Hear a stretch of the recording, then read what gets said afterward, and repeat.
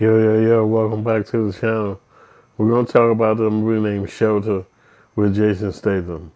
This movie was kind of good too. I liked it. What it's saying is that this is an action thriller. Jason Statham as a former British government assassin living in isolation off the coast of Scotland, who is forced back into violent confrontation with his past by protecting a young girl. So the young girl in that movie, she was dealing with a capsized boat. That's in the water right by where he's living at, because he lives like at a old lighthouse. That's where he lives. And so he sees a little girl get capsized on the boat. He goes save her life. So her uncle, who was on another boat, who that went down, he dies. He drowns on that boat. So he takes her home, and Jason Statham takes care of her and keeps her straight.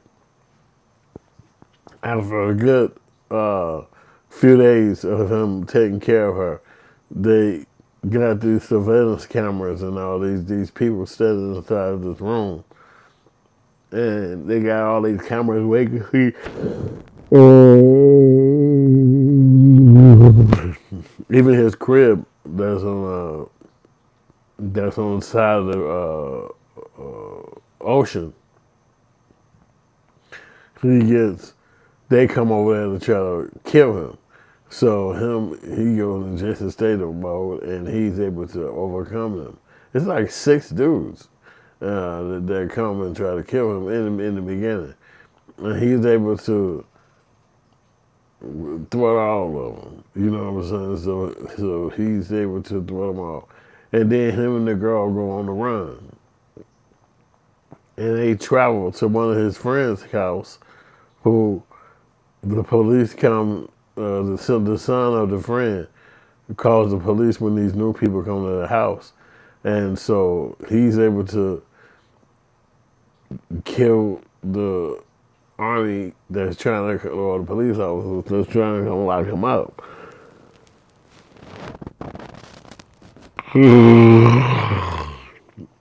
sorry, guys. I had a stroke. Anyway, so he's fighting off each one of these killer cops that's trying to get him and lock him up, right? So he's got a beef with one of the older guys that's like still running things to this day. So he's not with them no more. He's left them, and he's doing his own thing.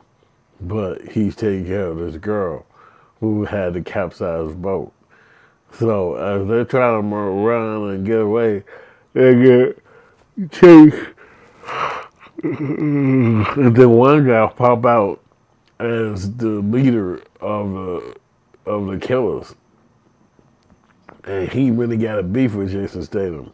So they constantly fighting throughout the movie, and he keep popping up no matter where they are, and he keep trying to kill him. And Jason Statham, he goes in Jason Statham mode, and he's able to defend himself and fight back, and make sure that nothing happens to him or the little girl. So as he continues to fight, he fights all.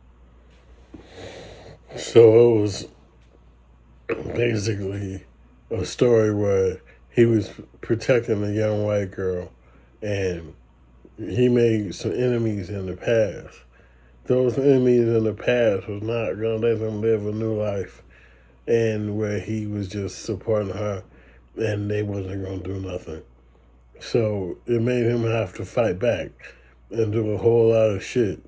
To me, it was really some pedophile kind of looking stuff.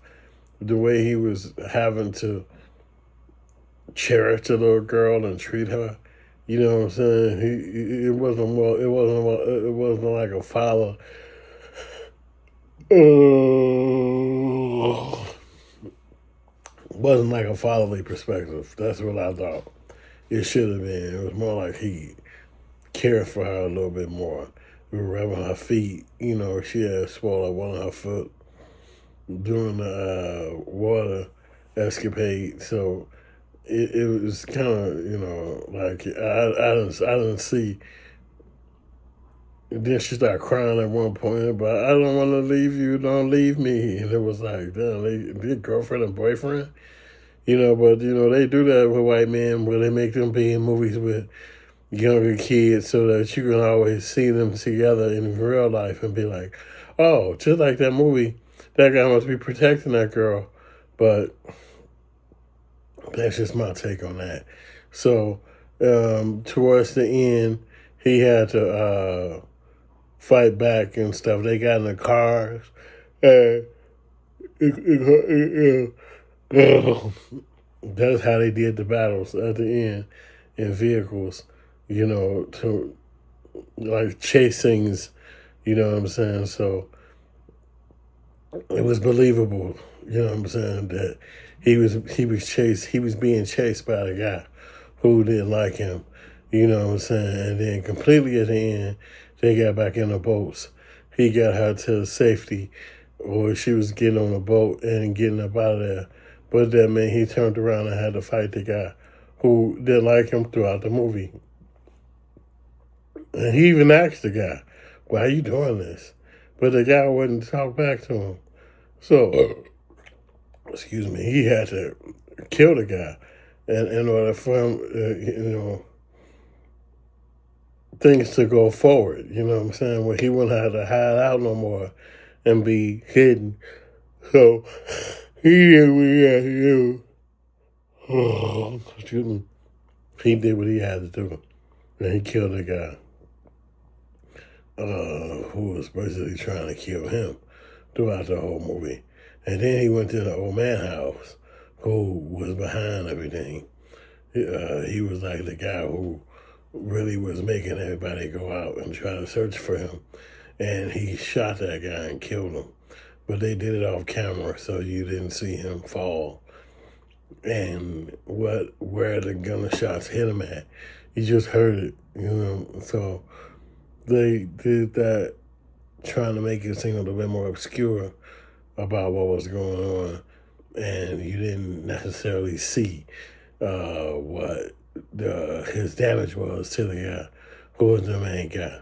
But they had these cameras that was able to see throughout the whole movie, and the cameras is really how they was able to lock him down.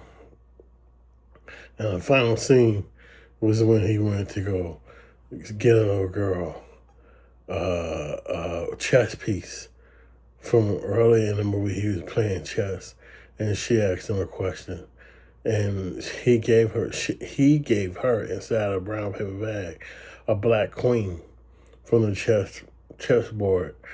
So the baby asked a question. Was she a black queen then? Is that why, you know, that was his intimacy level of with her, where she was a black queen in his mind. So that was what he gave her. And then when she looked for him, like, where'd he go? He disappeared. He walked away and disappeared. So she probably never saw him again. So let me know what y'all think about this movie. If y'all saw Shelter, if you're interested in seeing Shelter, and we'll talk about it.